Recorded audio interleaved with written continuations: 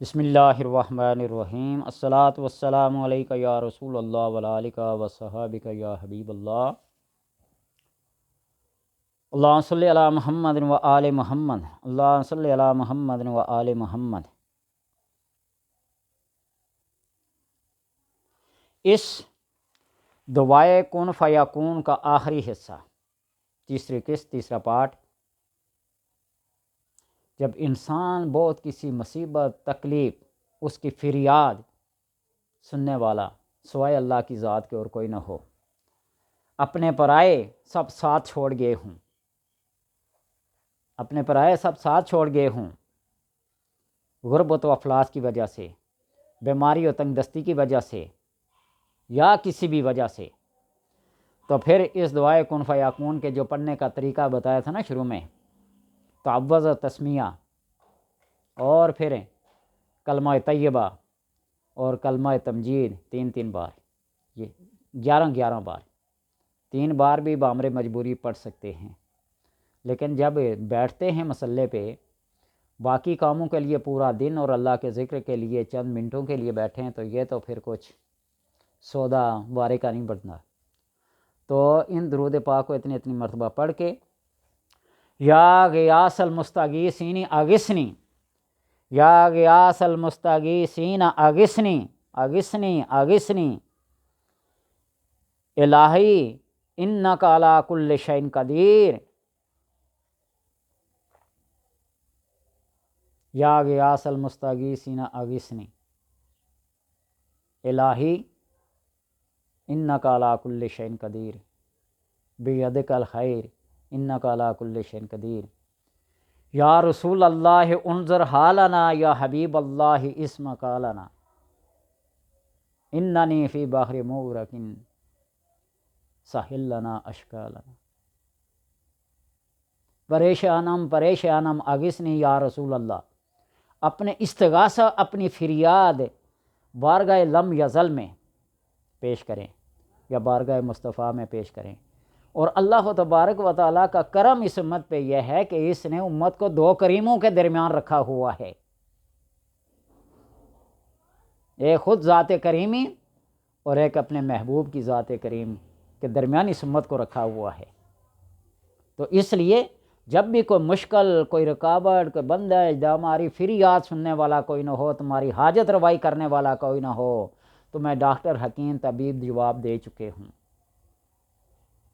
لا تقنطوا من رحمت اللہ ان اللہ یغفر الذنوب جميعا۔ پھر امید اور مایوس نہ ہو، اس کی بارگاہ میں بیٹھ جاؤ، فریاد کرو، گڑ گڑاؤ، آنسو بہاؤ، ماتھا اور ناک رگڑو اس کی بارگاہ میں، یا غیاث المستغیثین اغثنی اغثنی اغثنی، یا الہی انک علی کل شیء قدیر۔ ان الفاظ کی تکرار کرنا شروع کر دو تو اللہ تبارک و تعالیٰ تمام مصیبتیں، اور بندہ جب یہ پڑھتا ہے یا غیاث المستغیثین اغثنی یا ارحم الراحمین، یہ 2 جملے، یا غیاث المستغیثین اغثنی، یہ کلمہ، یہ جملہ، یہ عبارت، یا پھر یا ارحم الراحمین، یا ارحم الراحمین، تو آسمانوں کے اندر کوہرام مچ جاتا ہے، جن فرشتوں کی ڈیوٹیاں لگی ہوئی ہیں اللہ تبارک و تعالیٰ کے حکم کی طرف منتظر رہتے ہیں، یا اللہ اب اس بندے کی یہ فریاد ہے، کیا حکم ہے تیرا، ہم نازل ہو جائیں اپنے لشکروں کو لے کر۔ اور فرشتے جب اللہ کے لشکروں کے ساتھ نازل ہوتے ہیں تو پھر ایسی غائبانہ مدد ملتی ہے، ایسی غائبانہ مدد کہ بندہ حیران اور پریشان ہو جاتا ہے۔ بابا فرید الدین گنج شکر نے، یہ کتاب ہے میرے پاس، روزانہ اس کا حوالہ دیتا ہوں، ہشت بہشت، جو ملفوظات ہیں ان کے 7 مؤشرات، 7 اشرات، ایک وظیفہ ہے جس میں 10 چیزوں کو ساتھ بات پڑھا جاتا ہے، بسم اللہ کو، کلمہ طیبہ کو، کلمہ تمجید کو، آخری صورتوں کو، 4 کل کو، درود پاک کو، اللہم اغفر لی ولوالدی وللمؤمنین والمؤمنات، ان چیزوں کو پڑھا جاتا ہے۔ تو کہیں جنگل میں جا رہے تھے تو ڈاکوؤں نے، رازنوں نے حملہ کر دیا، پریشان ہو گئے، یہ اکیلے تھے،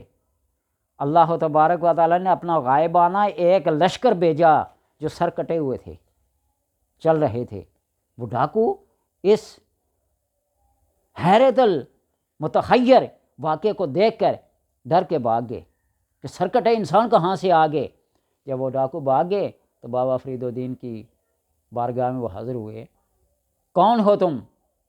کہاں سے آئے ہو؟ اللہ تبارک و تعالیٰ کا لشکر ہے، انہوں نے بھیجا ہے۔ اور تمہارے سر کیوں کٹے ہوئے ہو؟ یہ بھی بات ذہن میں رکھنا، نقطہ ذہن میں رکھنا۔ یہ سر ہمارے کٹے ہوئے اس لیے ہیں کہ جب تم اس وظیفے کو پڑھتے ہو اور جن جن صورتوں کو پڑھتے ہو ان کے شروع میں بسم اللہ نہیں پڑھتے ہو، تو لہٰذا کل امر ذی بال لم یبدا بحمد اللہ فہو اخطأ۔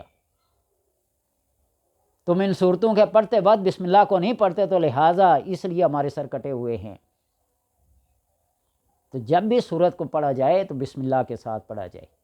ہر کام کے شروع میں بسم اللہ کو پڑھا جائے۔ تو یوں اللہ تبارک و تعالیٰ، یہ مختصر ایک اشارہ دے رہا ہوں واقعہ، اللہ تبارک و تعالیٰ یوں غائبانہ میں مدد کرتا ہے۔ یا غیاث المستغیثین اغثنی، یا غیاث المستغیثین اغثنی، لا الہ الا اللہ محمد الرسول اللہ، یا غیاث المستغیثین اغثنی اغثنی اغثنی، یا الہی انک علی کل شیء قدیر، یا ارحم الراحمین یا ارحم الراحمین۔ تو اللہ تبارک و تعالیٰ کی رحمت، اس کا جلال، اس کا قہر، اس کی ہر صفت ایک کیفیت میں آ جاتی ہے، پھر وہ اپنے بندے کی مدد کیے بغیر رہ نہیں سکتا۔ یہ دعائے کن فیکون کے فوائد اور حیرت انگیز معجزات اور کرامات بتا رہا ہوں۔ میں اپنی آپ بیتیاں اگر سنانا شروع کر دوں اس پہ نا تو وہی ختم نہیں ہوتی، لیکن اپنی آپ بیتیاں سنانے کی ضرورت نہیں۔ ہر بندے کے ساتھ معاملہ مختلف ہوتا ہے، آپ کے ساتھ کچھ اور رکھتا ہے، میرے ساتھ کچھ اور رہا ہے، کسی اور کے ساتھ کچھ اور ہو سکتا ہے۔ تو اس لیے اس دعا کا نام ہی کن فیکون ہے۔ تم کہے تو صحیح کسی چیز کے لیے کن فیکون کرنے والی وہ ذات ہے، وَإِنَّ اللَّهَ عَلَىٰ كُلِّ شَيْءٍ قدیر ہے، یا قاہر القادر القوی، وہ قادر بھی ہے، وہ قاہر بھی ہے، وہ قوی بھی ہے، وہ مقتدر بھی ہے، وہ حاکم بھی ہے، وہ جبار بھی ہے، وہ قہار بھی ہے، وہ رحمان بھی ہے، وہ ستار بھی ہے، وہ غیاث المستغیثین بھی ہے، وہ ارحم الراحمین بھی ہے۔ تو لہٰذا ان چیزوں کو آپ یاد رکھیں اور اللہ تبارک و تعالیٰ کی حمد و ثنا اور لا حول ولا قوۃ الا باللہ العلی العظیم، لا الہ الا اللہ محمد الرسول اللہ، لا حول ولا قوۃ الا باللہ العلی العظیم، اس کو اپنی مرضی کے مطابق کم سے کم 10 بار فی جملے کو پڑھے نا، 10 بار، تو آپ اس سے اندازہ لگا لیجیے گا من جاء بالحسنۃ فلہ عشر امثالھا۔ آپ اگر ایک مرتبہ درود پاک پڑھتے ہیں نا، اللہم صلی علی محمد و آل محمد، یہ سب سے مختصر درود ہے، صلی اللہ علی محمد یہ سب سے مختصر درود ہے، ان کو پڑھتے ہیں نا ایک دفعہ تو اللہ تبارک و تعالیٰ 10 مرتبہ رحمتیں نازل کرتا ہے۔